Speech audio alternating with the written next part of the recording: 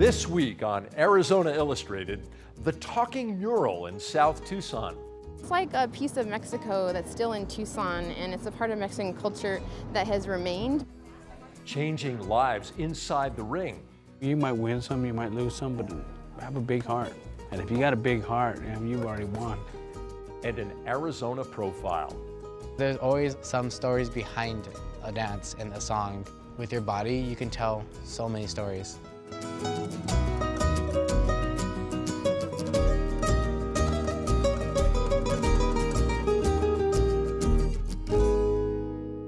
Welcome to Arizona Illustrated. I'm Tom McNamara. Over the past few years, many colorful murals have been created on public walls, alleyways, and sides of buildings in Tucson. Last summer, we visited with two local artists who received a grant to fund their vision for a site-specific interactive mural in South Tucson. The mural depicts stories from life on South 12th Avenue, and it does something none of the others do. It talks.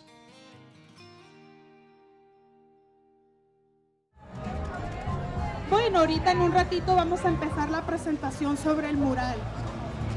We just decided to write for this grant, and it worked out that we got it. I feel confused. I'm tired, but I'm really excited about it. We worked so hard. Always glad when we complete a work like this, because the whole point of doing public art is to engage the public. People right away notice, oh wait, there's other business names I recognize, and then I've heard people say, oh, it's South 12th Avenue.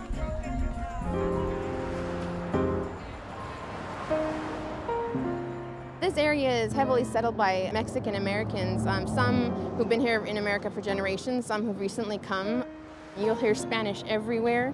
You kind of have to speak Spanish to have a business on the street. It's like a piece of Mexico that's still in Tucson, and it's a part of Mexican culture that has remained because the people who live here have committed to it.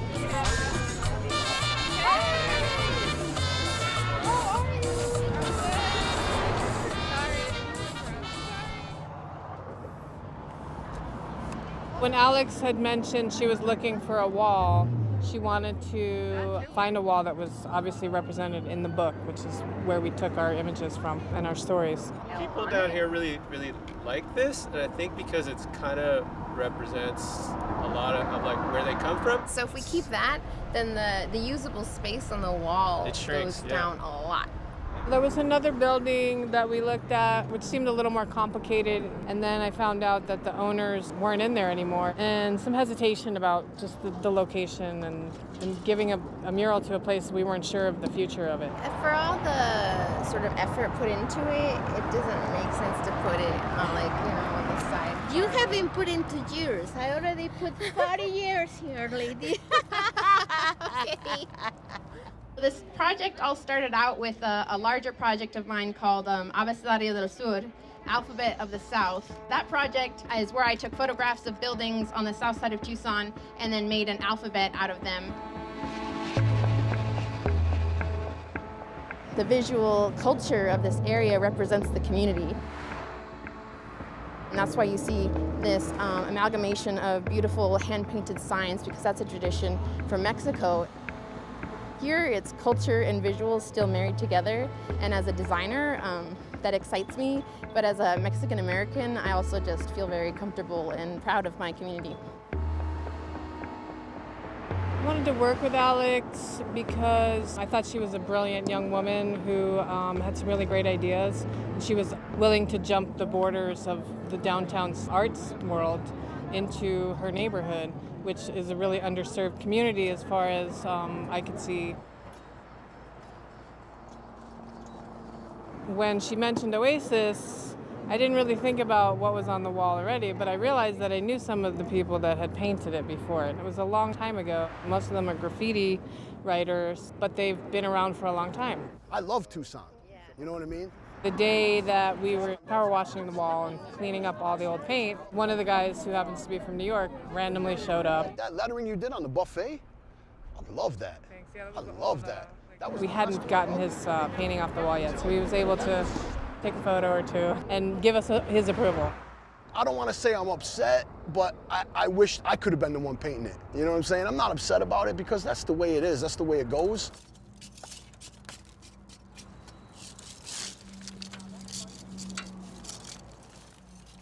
I hate to see it go, but it was kind of time. It was literally falling off the wall. I'm surprised to still see it. It's pretty dope. It definitely needs to be painted over. I mean, it's extremely faded. I grew up on the South Side. Culture is something that's also tied to community. And sometimes you don't realize what community you came from when you're young, you're just existing.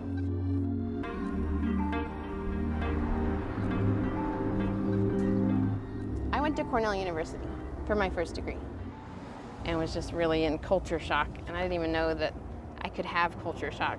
And then when I moved back in with my mom. And that's when I started to fall in love with the South Side. I already knew it was going to be a lot of work. I didn't anticipate we would be doing it in the summer when it was heat wave, 118 degrees one day. So anyway, we've been working nights. I came to Arizona as a kid. My grandparents retired here from New York City. I just connected with it and I really liked the desert. When I turned 17, I moved out here. I'm a muralist and a scenic painter over the years, sign painter, calligrapher, dabbled in graffiti. I like working large and I like doing public art, except for the pay part. I just love it. It's coming out so beautiful. Yeah, the South Side, I always tell people, is bumping around 9 o'clock at night. They like it how it is now. You know, when it's done, it's gonna be like, Looks really good. thank you. So much, you know, so much better and so much more. And then there's even the interactive component. I mainly work in watercolor. I've never really worked much with acrylics, so I'm on a huge learning curve for this project. A lot smaller? Yeah, oh. It doesn't look weird? What's so great about acrylic paint is it's extremely forgiving. You can just keep reworking and reworking it. So no, it's not nerve-wracking doing it. I think we're nervous about getting it done in time. There's always something that seems unfinished to me, but I think we'll be all right.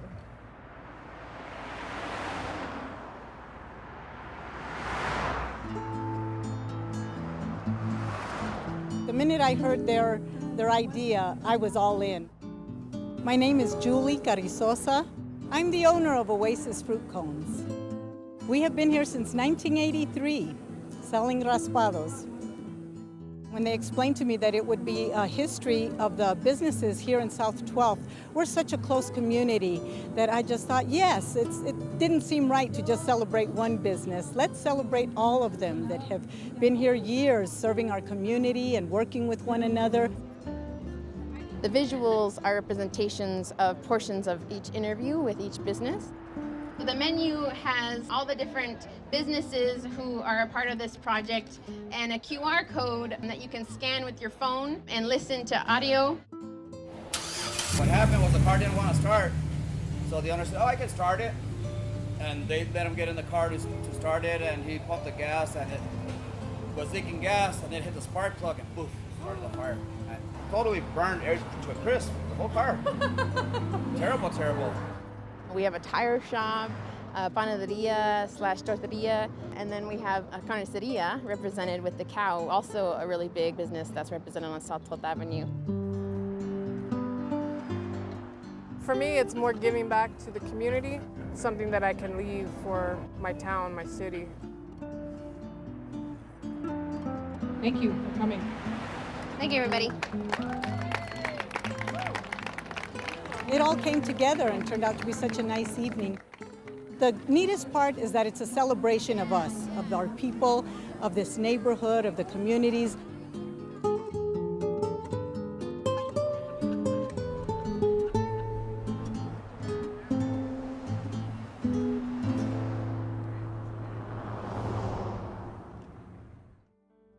Since last summer, enough funds have been raised to make permanent the Talking Wall mural. You can hear the neighborhood stories of people, places, and events that make South 12th Avenue so unique. Swing by to listen firsthand. maybe even grab a raspado from Oasis. We see them all the time, people who work behind the scenes and out of the spotlight to enrich the lives of young people in our community. Some are called to teach, some to guide, and some to heal. Last year, we had the good fortune of spending time with one of those people. Coach Chris Valdez has a passion for teaching the art and science of the fight game and the many life lessons that go along with it.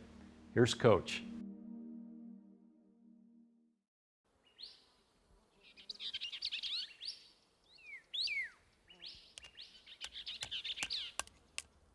I was an outdoor educator. I ran a program called the Survival Wilderness Adventure Training. I taught at-risk youth survival skills. It was a 10-week program. The final 3 days, 2 nights was a camp out where they culminated all their skills that I taught them beforehand. And I had a little kid, had done time in juvie and had his tattoos, and pretty tough kid. It was nighttime. He came up to me and he was crying and he said, "Hey, I gotta talk to you, mister." So I thought he hit somebody or I thought something bad had happened. So he came up to me and gave me a hug and said, "Hey," he said, "thanks for bringing me out here because I've never seen so many stars in the sky. I can't believe there's so many stars." He said, I've never seen this. This is beautiful." He said, I never look up. He said, "I'm always worried about looking over my shoulder or back and around." And I'll never forget that because I realized that it does matter what we do. It does matter that I'm still here. He always tells me, the first day you miss in the gym, you know. The second day you miss in the gym, your opponent knows. The third day you miss in the gym, the whole world knows. Inside our head is a ring. We're always fighting. We're always fighting with ourselves, whether we admit it or not. And they can be scared before that fight, and if they can overcome that, they can do anything. I wanted to be champions in and out of the ring. I'm trying to get in his head and say, "Listen, you already won. I want you to vision yourself winning. I want to see you positive right now. We worked too hard for this." You got the conditioning, man. No, we're there. You got it. You're all there, man. Easy work. Then I start rapping, "How's that feel?" See if we can do that, man. I want that right hand. I want that hook going. I want that 8. I want that 3. Giving them this little feedback. Then I start warming them up. Then I get them breathing. And I get them relaxed like Zen. "Oh, you're gonna knock this guy out, you know?" They're like, "Coach, you think I'm gonna win?" "Yeah, we got this." You know, so more confidence, more confidence, more confidence. You have to fight all those human conditions. And the more you prepare yourself mentally, physically, spiritually, heart, the more that you're gonna accomplish that in that ring, in that moment. Body, Levi! And then all the challenges that you're gonna face in life. There you go, there you go. There you go, baby. Woo!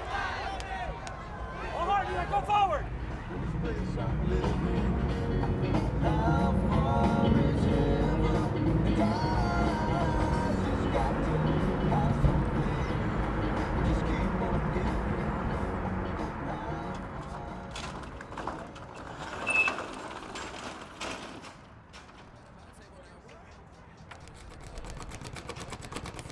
Good to see you, bro.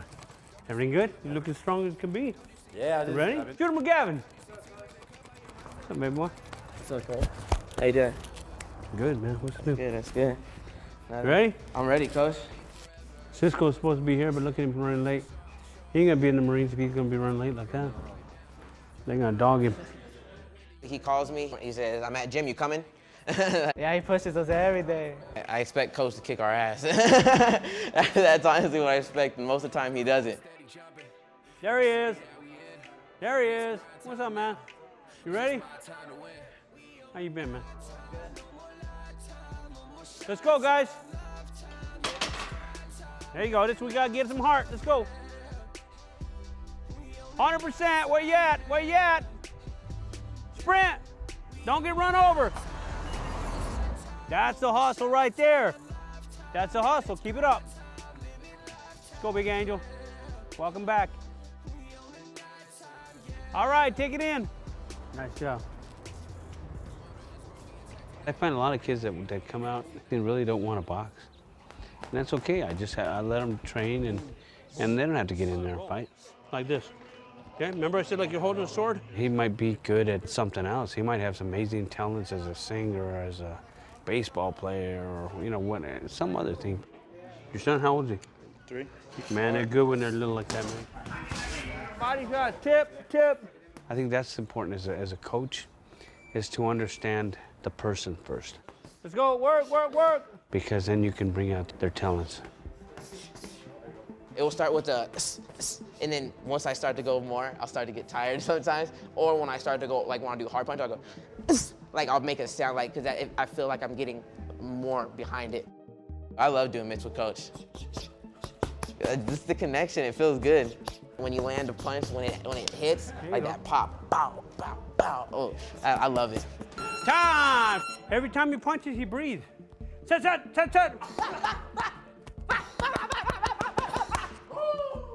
What is it? Boom. What is it? I'm getting a little tired. He's just like that. He likes to work hard. Did you see him? He was working out with us too. Who's gonna do it, Gavin? Who can be a champion, Gavin? The most difficult is, it might be the abs at the end. That's the worst part. Here's brothers keepers. He fought in the days where it was a little bit harder, it's a little bit more rough. When I roll, I want to roll right here.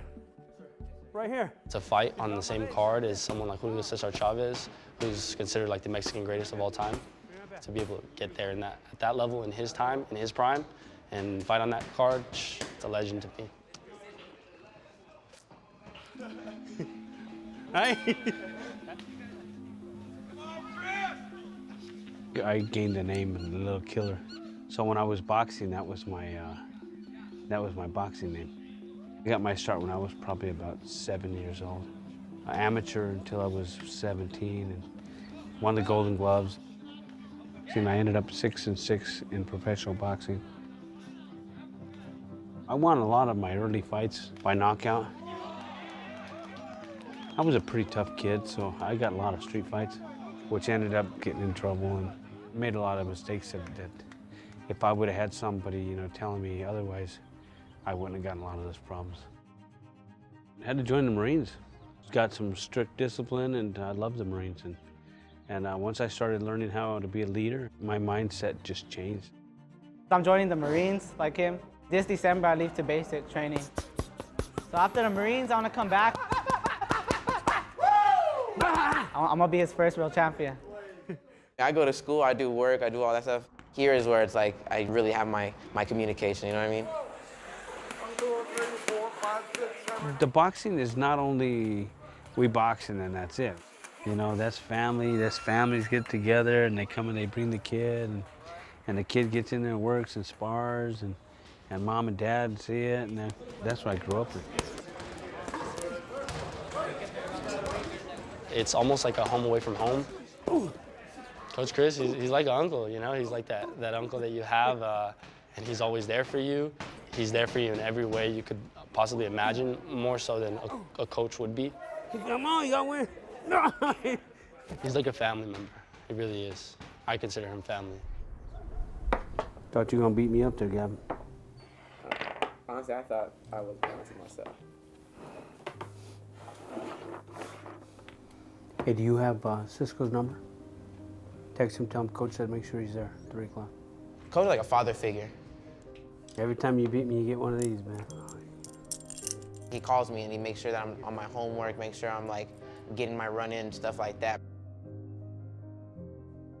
I love playing chess with him, even though I've only won like once or twice. The more you play chess, the more you realize that, especially if you're playing with somebody that can whoop you, you learn how to deal with your mistakes. Long live the king. It's all right, Coach. Check you out. Why? Oh my goodness. Coach always tell me to hurry up. Like it takes me like 2-3 minutes. He's a quick thinker.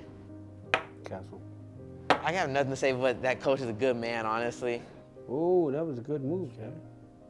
He's not angry around us, you know what I mean? He doesn't bring none of that towards us, you know? Another one for me. Come on, man, too fast for you. always good vibes. That's all I ever get from Coach, you know? See, I had to slow it down. Let me, hold on. Let me rewind it to slow.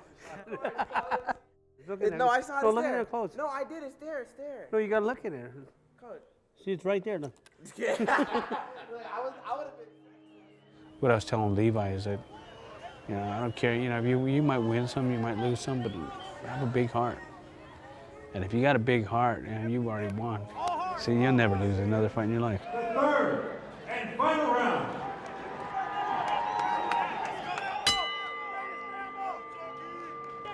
Good job, Levi. Dig deep right here. Doing good. 2 minutes, Levi. Doing good. Everything you got. 2 minutes. Body. Yeah, good job, Levi. Good job, Levi. You got it. Levi fought, and so automatically I went to my phone and I was gonna, you know, text Randy and tell her about tell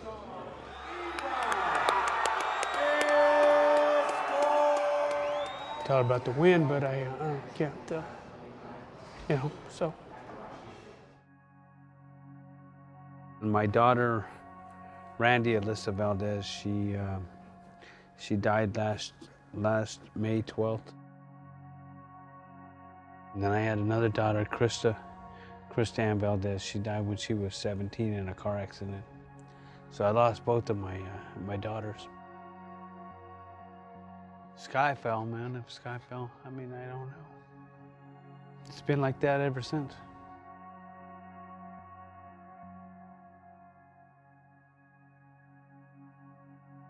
You know, your children, you don't expect that.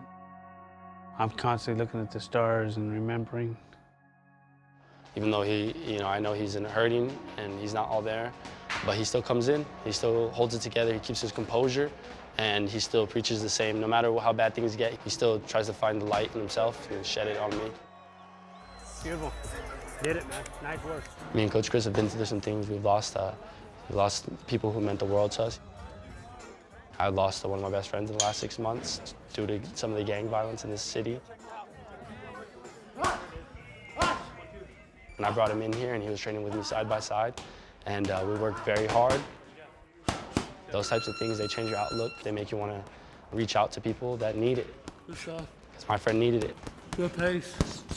And it hurts me that I couldn't touch him enough, couldn't pull him out of it. But I know that the moments that we shared in here, they're precious to me. And I tried, exactly. It broke my heart. Broke my heart. He's a good friend of mine. Just wanted to get him out of it.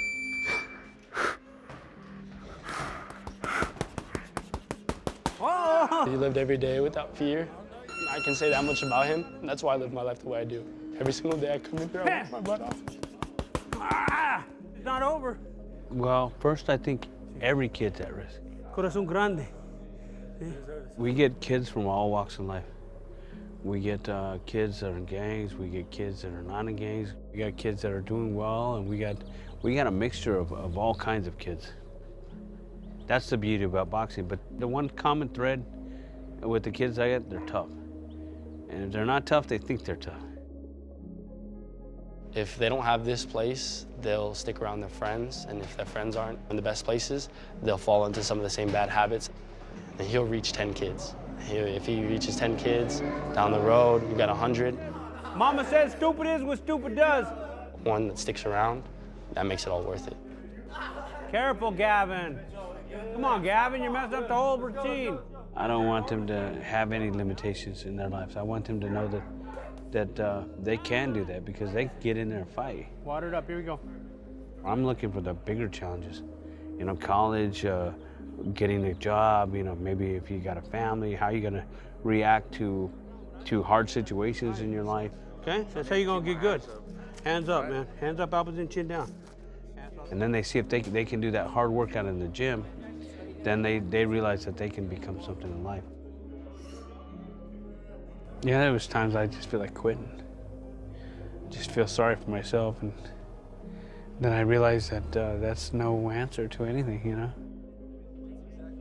You know, I can't understand why my daughters were taken before me, but there's a reason I'm here. And all this stuff, I'm telling my kids, oh, you gotta tough this out, or you gotta do this. I hear myself saying that to me. You know, I hear myself saying, pick yourself up and, you know, you're better than this, go do something and, you know, be a better man and work harder and, you know, all the things I'm telling them. So I can't give up and, you know, I gotta make myself better and keep doing what I'm doing. Go ahead. Okay. Yeah, good to see you, man. No, happy day. One more day, one more round. 1, 2. I didn't hear the bell. I'll wait till I hear that bell.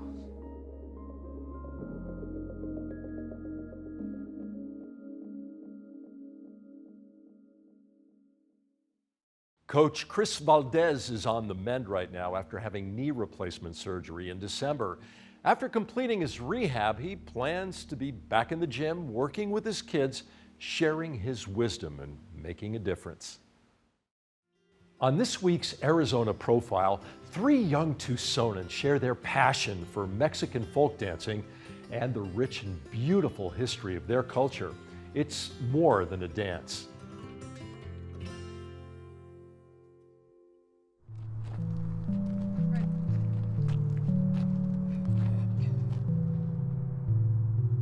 I think that it's good that you're nervous before a performance when you've been dancing for so long, because that means you still have like a passion for it.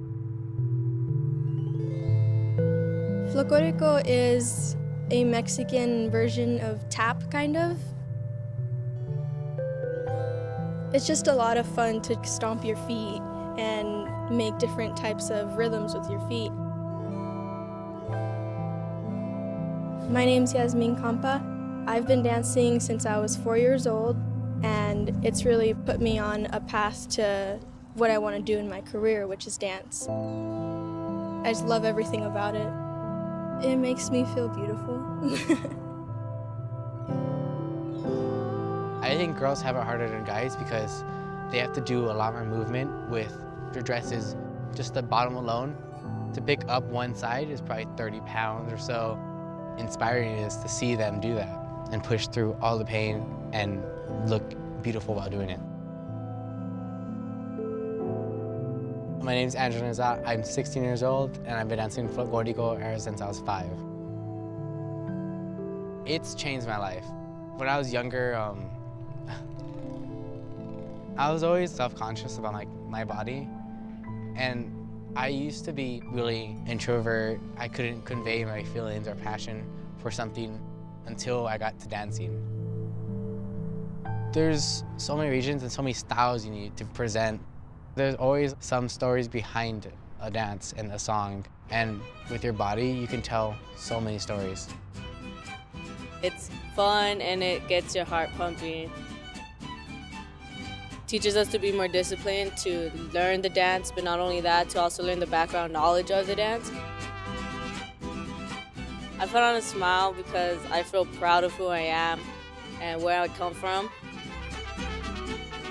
My name is Gabriela Patiño. I'm 16 years old and I've been dancing since I was 5 years old. It's my passion and I've been dancing for so long, I can't just get rid of that part of my life that's been there since I was young. It not only makes me happy, but it makes my family happy. It brings the culture from Mexico to here. When I went to Folklórico, everything changed. I saw it in my parents' eyes, and that makes me proud. It's always gonna be more than just a dance. Especially nowadays, we just have to keep on fighting with everything that comes from Mexico and all the dancing, all the music, all the food, all the culture we have. We can't let anyone affect it to where we don't have it anymore. Because what are you without culture?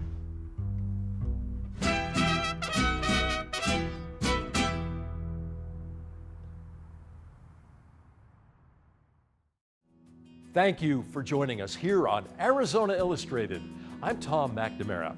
See you next week.